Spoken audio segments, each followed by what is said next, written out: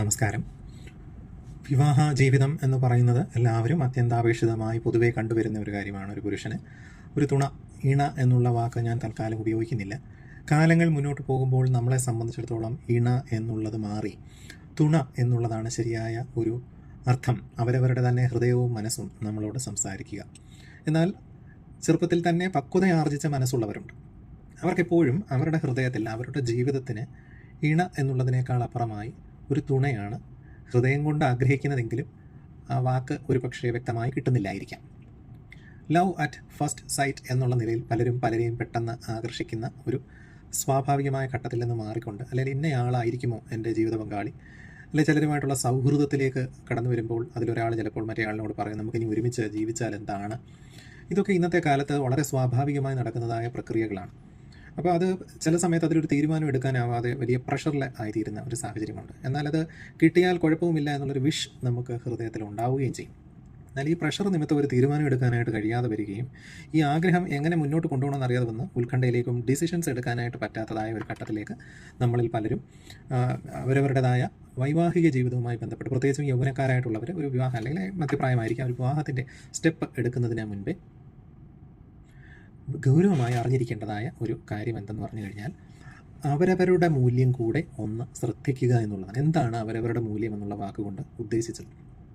പലപ്പോഴും നമ്മൾ ഒരാളെ പുറമേ കാഴ്ച കൊണ്ട് ഇഷ്ടപ്പെട്ട് കഴിഞ്ഞതിന് ശേഷം ആ പുറമേ ഉള്ള ഇഷ്ടത്തിൽ അത് പിടിച്ചെടുക്കാൻ വേണ്ടി നമ്മളും നമ്മുടേതായ ആ യഥാർത്ഥ വ്യക്തിത്വത്തിൽ നിന്നൊന്നും മാറി നിന്നുകൊണ്ട് എപ്പോഴും നല്ല ബിഹേവിയർ എന്ന് മറ്റേ വ്യക്തിക്ക് തോന്നുന്ന തരത്തിൽ അവരുമായി പലപ്പോഴും പ്ലസൻ്റായിട്ട് തന്നെ ബിഹേവ് ചെയ്യാനായിട്ട് ശ്രദ്ധിക്കും. എന്നാൽ നമ്മുടെ റിയൽ ആയിട്ടുള്ള ഒരു സ്വഭാവമോ എന്ന് പറഞ്ഞാൽ മോശം എന്നുള്ള അർത്ഥത്തിലല്ല ഞാൻ ഉദ്ദേശിച്ചത്. അവരവരുടേതായ റിയൽ ക്യാരക്ടർ എന്ന് പറഞ്ഞ കാഴ്ചപ്പാടുകൾ എന്നുള്ള ആ റിയൽ കാഴ്ചപ്പാടുകൾ ആ വ്യക്തിയുമായി പങ്കുവെക്കാതെ പുറമേ ഉള്ള ചില മനസ്സുകൊണ്ട് അല്ലെങ്കിൽ തലകൊണ്ട് ചിന്തിക്കുന്ന, അല്ലെ പുറമേ നോക്കുമ്പോൾ കാഴ്ചയ്ക്ക് നല്ലതാണ്, വിദ്യാഭ്യാസപരമായി മാച്ചിങ് ഉണ്ട്, കണ്ടിട്ട് നല്ല കുടുംബത്തിലെയാണെന്ന് തോന്നുന്നു, അല്ലെങ്കിൽ ഞങ്ങളുടെ കുടുംബമായി ചേരുന്നതാണെന്ന് തോന്നുന്നുള്ള പുറമേ ഉള്ള ബാക്ക്ഗ്രൗണ്ടുകളിൽ വെച്ചുള്ള ചേർച്ചകൾ കൊണ്ട് ഇത് പോകണേ, മറ്റുള്ളവരുടെ മുമ്പിൽ എനിക്കൊരു ക്രെഡിറ്റ് ആയിരിക്കും ഈ വിവാഹം നടന്നാൽ എന്നൊക്കെയുള്ള തലകൊണ്ട് ചിന്തിക്കുന്ന, ബുദ്ധി കൊണ്ട് ചിന്തിക്കുന്ന തരത്തിലാണ് പലപ്പോഴും ഈ വൈവാഹിക ജീവിതത്തിൻ്റെ ഒരു സ്റ്റെപ്പിലേക്ക് പലരും കാലെടുത്ത് വയ്ക്കുന്നത്.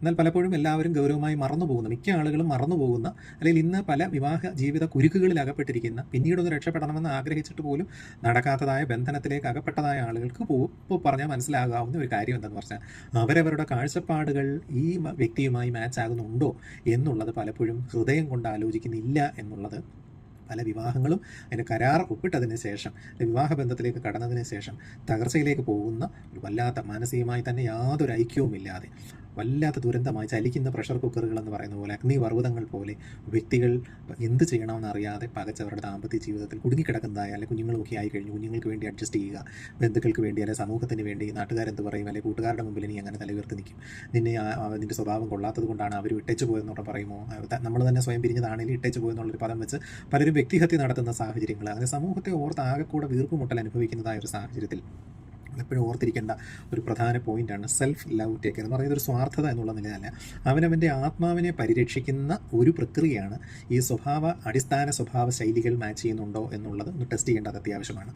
വിവാഹം കഴിക്കാനായിട്ട് ഒരുങ്ങിയിരിക്കുന്ന ആ വ്യക്തി അല്ലെങ്കിൽ മറ്റ് ബന്ധുക്കളും ഒക്കെ ആയിട്ട് ഇതെല്ലാം ചേരുന്നതാണ് എന്ന് തമ്മിൽ കണ്ട നല്ല സ്വഭാവമാണ്, എല്ലാ രീതിയിലും നല്ല കുടുംബമാണ്, ചേർച്ചയുണ്ട് എന്നല്ല മറ്റുള്ളവർ പറഞ്ഞാണ് പൊതുവെ വിവാഹം ആ ഒരു കോൺസെപ്റ്റിൽ. ഇനി അതല്ല, ഔദ്യോഗിക തലത്തിലോ പഠിക്കുന്ന കോളേജിലോ സ്ഥാപനങ്ങളിലോ ഒക്കെ തന്നെ പെട്ടെന്ന് പരിചയപ്പെടുന്നതിൻ്റെ ബന്ധത്തിൽ പല ദിവസങ്ങളിൽ ഇടപെട്ടപ്പോൾ ഒരുവിധം ക്യാരക്ടർ മാച്ച് ചെയ്യുന്നു എന്ന് കണ്ടായിരിക്കാം, അല്ലെങ്കിൽ എന്തോ ഒരു പെരുമാറ്റം ഇഷ്ടപ്പെട്ടു, അങ്ങനെ മുന്നോട്ട് പോകുന്ന വഴിയിലും കോർ ബിഹേവിയർ മാച്ചിങ് ആണോ ഇല്ലയോ എന്നുള്ള ടെസ്റ്റ് നടത്തുന്നില്ല ആരും. അതിനെക്കുറിച്ചുള്ള വലിയ കോച്ചിങ് ഒന്നും ആർക്കും തന്നെ സമൂഹത്തിൽ കിട്ടിയിട്ടും പൊതുവേ ഇല്ല.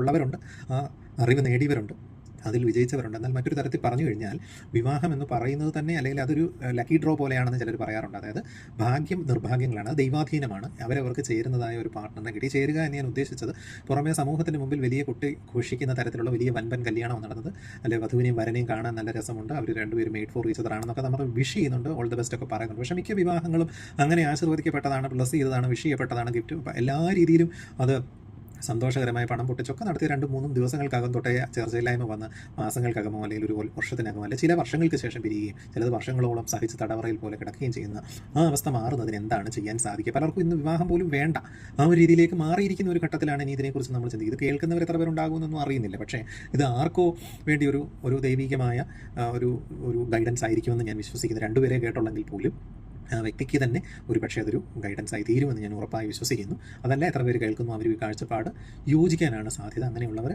വിവാഹവുമായി ഒരുങ്ങിയിരിക്കുന്ന അല്ലെങ്കിൽ ഉപദേശങ്ങൾ അല്ലെങ്കിൽ സജഷൻസ് ശ്രദ്ധിക്കാനായിട്ട് മനസ്സുള്ള ആളുകൾക്ക് ഈ സന്ദേശം എത്തിച്ചു കൊടുക്കുകയും വേണം.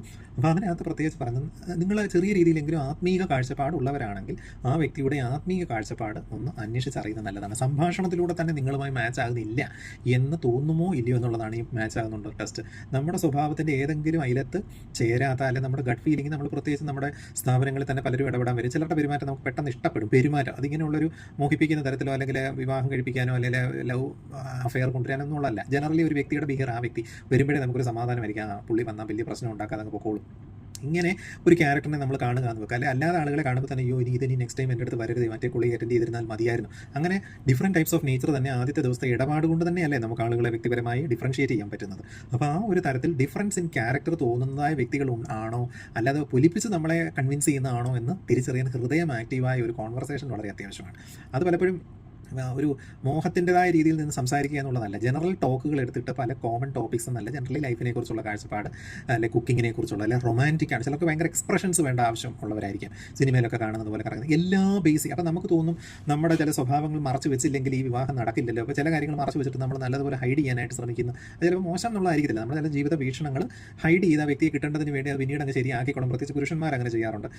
ആ സ്ത്രീയെ പിന്നെ ഒതുക്കിക്കോളാം എന്ന് വിചാരിച്ച് അവരവരുടെ ചില നിലപാടുകൾ, ആ നിലപാടുകൾ മറ്റേ വ്യക്തി അംഗീകരിക്കുന്നുണ്ടോ നോക്കിയില്ലെങ്കിൽ വലിയ ഗുരുതരമായ ഭവിഷ്യത്തുകൾ. ചിലപ്പോൾ ആ വ്യക്തി ആദ്യം സൈലൻ്റ് ആയിട്ടിരിക്കുന്നുവെങ്കിൽ പോലും വീണ്ടും അത് വലിയൊരു പൊട്ടിത്തെറിയിലേക്കൊക്കെ പോകാനായിട്ടുള്ള സാധ്യത. അപ്പോൾ ഇങ്ങനെയുള്ള കാര്യങ്ങൾ അവോയ്ഡ് ചെയ്യുന്നതിന് വേണ്ടിയാണ് നമ്മുടെ കോർ ബിലീഫ്സ്, ഫണ്ടമെൻ്റൽ ആയിട്ടുള്ള ക്യാരക്ടർ, വ്യൂസ് ഓഫ് ലൈഫ്, ജീവിതത്തിൻ്റെ കാഴ്ചപ്പാട്, സ്പിരിച്വാലിറ്റിയിലെ കാഴ്ചപ്പാട്, സാമൂഹ്യ ഇടപെടലുകളിലെ കാഴ്ചപ്പാട് എന്ന് പറഞ്ഞു കഴിഞ്ഞാൽ സൗഹൃദങ്ങൾ ഇഷ്ടപ്പെടുന്നവരാണോ, ഗെറ്റ് ടുഗദറുകൾ ഇഷ്ടപ്പെടുന്നവരാണോ, ഇനി ഈവൻ ലിക്വർ ഇഷ്ടപ്പെടുന്നവരാണോ, സ്മോക്കിംഗ് ഇഷ്ടപ്പെടുന്നവരാണോ.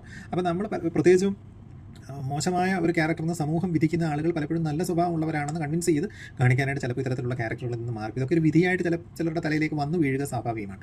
എന്നാൽ തൻ്റെ ജീവിതം ആ ഒരു എന്നാ പറഞ്ഞാൽ വലിയ റൊമാൻറ്റിക് അല്ലാത്ത വ്യക്തികളുണ്ട്.